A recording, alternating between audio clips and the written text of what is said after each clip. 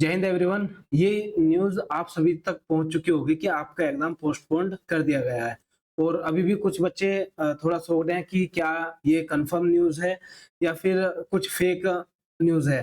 तो मैं आप सभी के लिए बता दूं कि ये कंफर्म है, आपका एग्ज़ाम ऑफ़िशियली 18 अक्टूबर से फिलहाल के लिए पोस्टपोन कर दिया गया है 16th नवंबर के लिए। मीन्स दैट ऑलमोस्ट आपका एग्ज़ाम 1 महीने के लिए पोस्टपोन कर दिया गया है। उसके रीज़न्स हम देख सकते हैं अभी क्या रीज़न हो सकते हैं। मेबी आपकी ये जो जॉब है वो आपकी परमानेंट होने वाली है, मीन्स दैट कि आपका जो अग्निवीर से है वो चेंज होने वाला है या फिर आपको 25% जो आपके परमानेंट होते थे एयरफोर्स एक्स और वाई ग्रुप में, अब वो 40% कर दिए जाएँगे, 50% कर दिए जाएँगे या फिर क्या कर दिया जाएगा, क्या इसके पीछे का रीज़न है उसके बारे में थोड़ा-सा डिस्कशन करेंगे। और सबसे बड़ी बात कि किन बच्चों को तो इससे फ़ायदा होने वाला है और किन को होगा नुकसान। तो उस सब के बारे में हम डिस्कस करने वाले हैं। तो पहले हम नोटिस देख लेते हैं कि आपका नोटिस क्या रिलीज़ हुआ था। देखिए ये ऑफ़िशियली इंडियन एयर फ़ोर्स की तरफ से अ, एक नोटिफ़िकेशन जारी किया गया क्या कि Indian air force invites online application, इसके बारे में था और ये इंटेक कौन-सा है? टू 2025 के लिए और किसके लिए? अग्निपथ स्कीम, मेन था अग्निपथ स्कीम।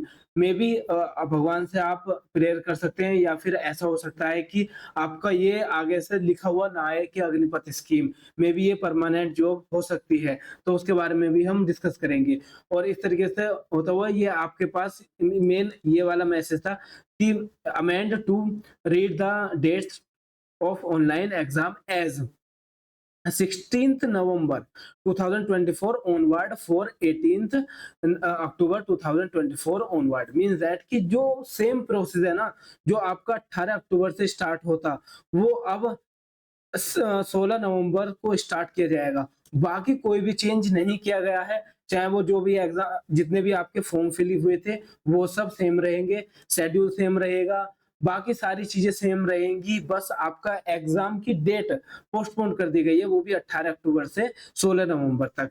बाकी आगे देखते हैं कि जो भी आपका मतलब इन्फॉर्मेशन होगी, वो आपको टाइम टू टाइम बता दी जाएगी, ठीक है? और जो भी आपकी अपडेट रहेंगी, वो आपको बता देंगी। जैसा आप सभी को पता होगा कि 18 अक्टूबर से था और आज हो गई हमारी 7 अक्टूबर।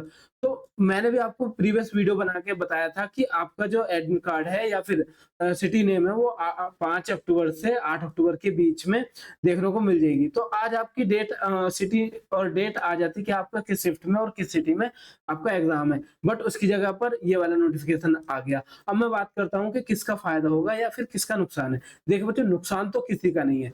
जो भी यहाँ से अपने आप को डिमोटिवेट कर लेगा या फिर अपने आप को रिलैक्स मोड में डाल लेगा, उसका बहुत ज़्यादा नुकसान होगा।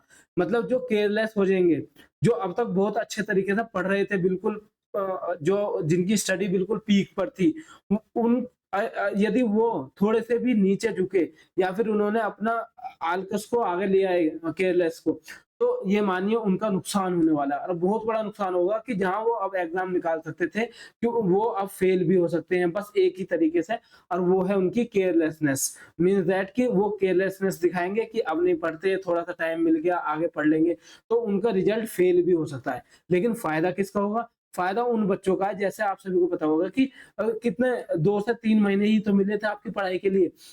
और आपने मोस्टली कोशिश करी पढ़ने की और कुछों का सिलेबस भी कम से कम 50% के अप्रॉक्स रह गया।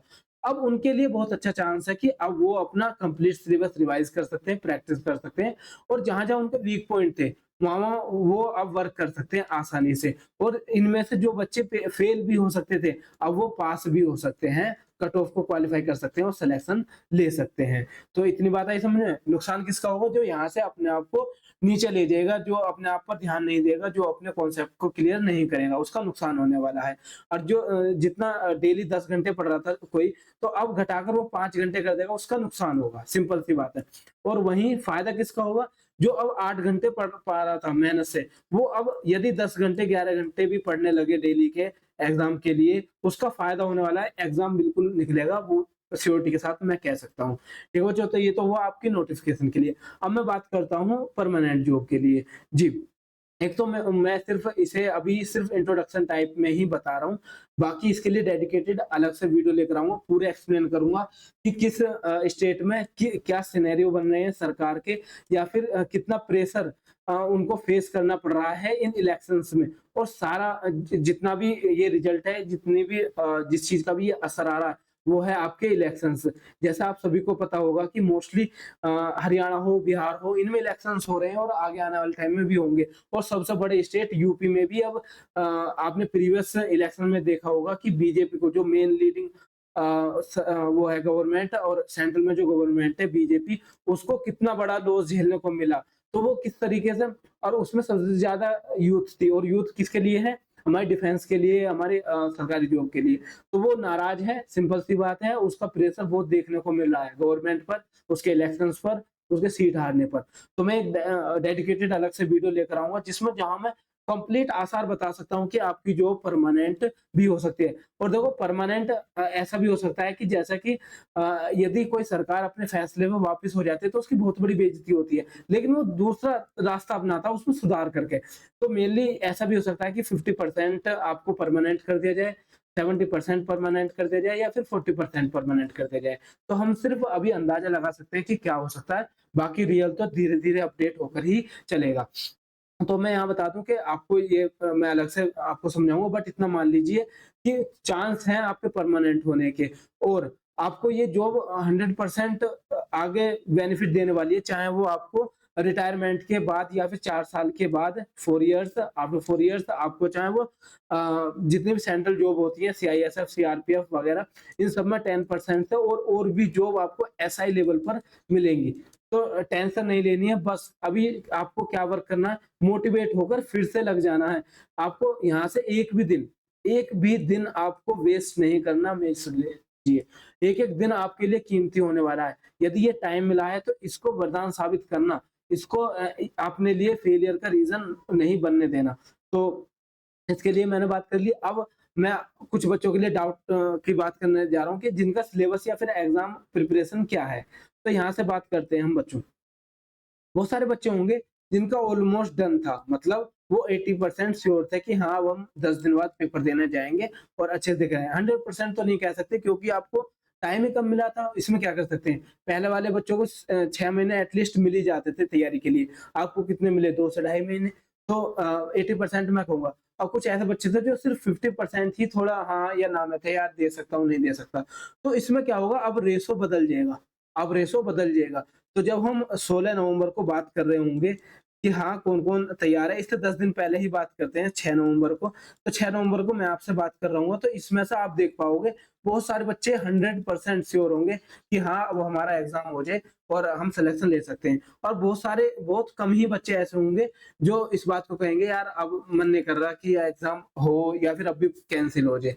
तो फिर ये चेंज आएगा कहाँ से? ये चेंज आएगा अब से लेकर 16 नवंबर के बीच में, 16 नवंबर के बीच में। अब देखिए आपके पास टाइम कितना है? अक्टूबर, नवंबर, मीन्स दैट कि आपके पास ऑलमोस्ट 40 दिन है। ऑलमोस्ट 40 दिन मानकर चलना कि 40 दिन है, 40 दिन को किस तरीके से आप अपने एग्ज़ाम की तरफ मोड़ सकते हैं। और वो बच्चे जिनका सिलेक्शन नहीं हो पाता है, इस टाइम पर मैं कह सकता हूँ बहुत सारे बच्चे ऐसे होंगे जो फेल हो जाते हैं। बट वो अपना रिजल्ट अब पास में चेंज कर सकते हैं, सिर्फ एक तरीके से, वो है लगातार मेहनत। और लगातार मेहनत में मैं आगे भी गाइड करूँगा कि किस तरीके से आप अपने आप को जोड़ सकते हैं, अपने आप को मोटिवेट कर सकते हैं। कोई भी बच्चा इस गलतफ़हमी में नहीं रहेगा कि सारे बच्चे बैठ गए हैं, अब तैयारी नहीं कर रहे। नहीं बच्चों, आपकी सीट कोई भी छीन सकता है, क्योंकि आपको पता है कि कॉम्पिटिशन कितना हाई है। और जिस टाइम पर आप सो रहे होगे ना, उस टाइम पर कोई पढ़ रहा होगा। बस ये बात याद रख लेना, ठीक है? तो उसमें सबसे बड़ा रोल आता है इंग्लिश का। प्यारे बच्चों, मैं बिल्कुल नहीं छोड़ने वाला आपको इंग्लिश में जब तक आपके 18 प्लस ना आ जाए। देखना, मैं 15 टेस्ट ऑलरेडी अपलोड कर चुका हूँ। सिर्फ़ किस बेसिस पर? एग्ज़ाम बेस पर। और देखना, ये बिल्कुल आपको एयरफ़ोर्स जैसी फीलिंग्स दिलाएँगे कि हाँ, इस तरीके का तो एग्ज़ाम होता है। और अब हमें और टाइम मिल गया ना, इन्हें मैं 40 प्लस ले जाऊँगा कि आपको कम से कम 40 प्लस टेस्ट देखने को मिलेंगे इसी चैनल से। और वहीं आपको मैं अभी कंटेंट ही तो तैयार कर रहा था बच्चों के लिए, और इसमें मैं फिक्स्ड प्रीपोज़िशन की क्लास तैयार कर रहा था। तभी मैसेज आए बच्चों के, और ये मैंने नोटिफ़िकेशन देखी, हाँ, कि सर पोस्टपोन्ड हो गया। तो ये एक वरदान साबित होगा। देखना, मैं आपके लिए इंग्लिश की कितनी अच्छी-अच्छी क्लास और लेकर आने वाला हूँ। तो कंप्लीट आप इंग्लिश तो मुझ पे छोड़ दीजिए, और ऊपर से मैंने एक पर्सनल मेंटरशिप का एक प्रोग्राम चलाया हुआ है जो फ्री ऑफ कॉस्ट है। उसमें क्या होता है, मैं बच्चों को चाहे वो एक्स हो या वाई ग्रुप हो, उसमें मैं बच्चों को पीडीएफ प्रोवाइड कराता हूँ।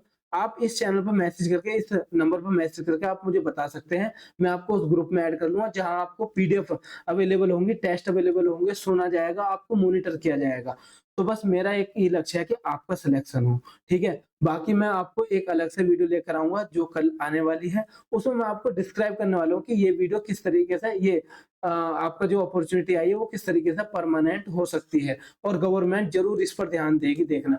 और कुछ एक सारे सभी टीचरों के लिए एक रिक्वेस्ट भी होने वाली है कि किस तरीके से हम सरकार पर यहाँ से बैठे हुए भी, चाहे वो आपका अ,